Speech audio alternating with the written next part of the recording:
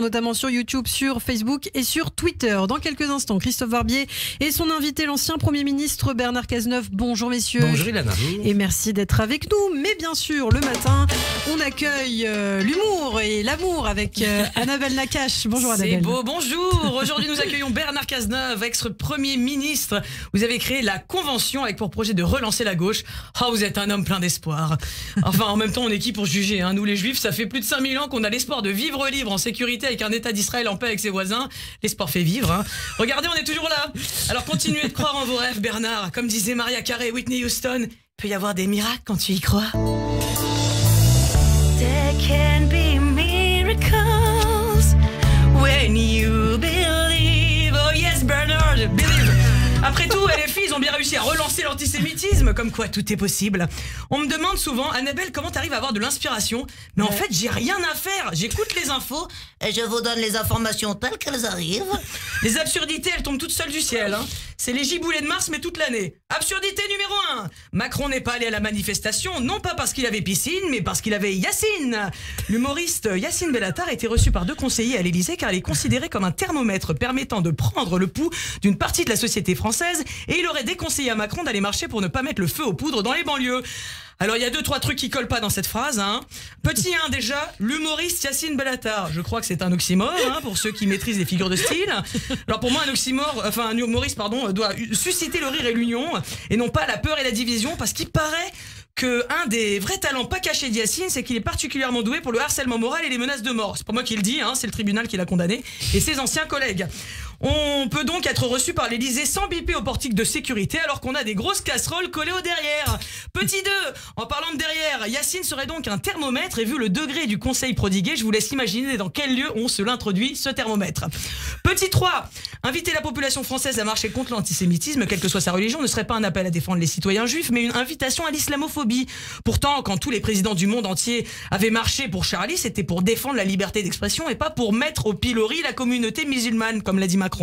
Non, parce que quand un Palestinien est touché, on a le droit de faire l'amalgame avec tous les juifs du monde entier. Pourtant, quand un musulman fait du mal à un autre être humain, nous, on s'amuse pas à faire l'amalgame avec tous les musulmans. On n'est pas cons à ce point, les gars, hein. Bon, en même temps, demander à Yacine Bellatar son avis sur la présence de Macron à une marche contre l'antisémitisme, hein, c'est aussi absurde que de demander à l'Iran de présider une commission sur les droits de l'homme.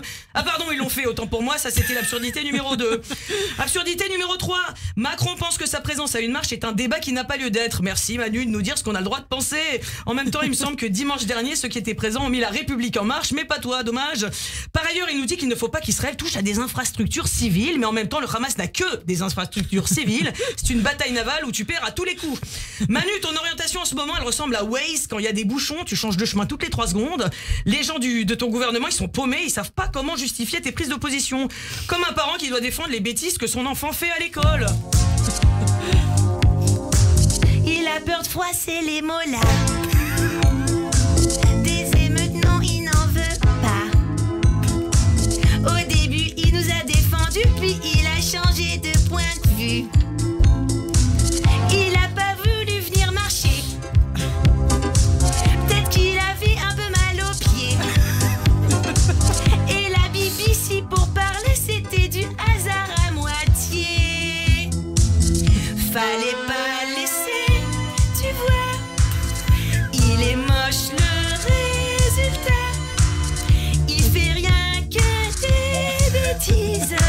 des bêtises quand il joue au roi. Absurdité numéro 4. Chez Hanouna s'est ouvert un débat hautement intellectuel entre Elisabeth Lévy et Mourdir de Koh-Lanta. Ce dernier a lu une pseudo-lettre d'excuses écrite en 2020 par une employée CGT, dans laquelle il nous raconte comment les musulmans ont accueilli à bras ouverts les juifs pendant la Seconde Guerre mondiale et comment ils étaient des résistants, contrairement aux Français. Alors oui, il y a eu des gens héroïques dans toutes les communautés, et encore heureux, c'est comme ça qu'on sauve l'humanité. Mais faut pas réécrire l'histoire non plus, hein. Et demander à Elisabeth Lévy si elle a entendu parler de la Gestapo et de Dachau, classe, très classe. Bon, moi j'ai rien contre Moundir, hein. Mais à contrario, il me semble qu'on ne demanderait pas à Elisabeth Lévy d'aller bouffer des chenilles dans Koh-Lanta. Donc si on pouvait laisser les gens dans leur domaine de compétence, ce serait pas mal.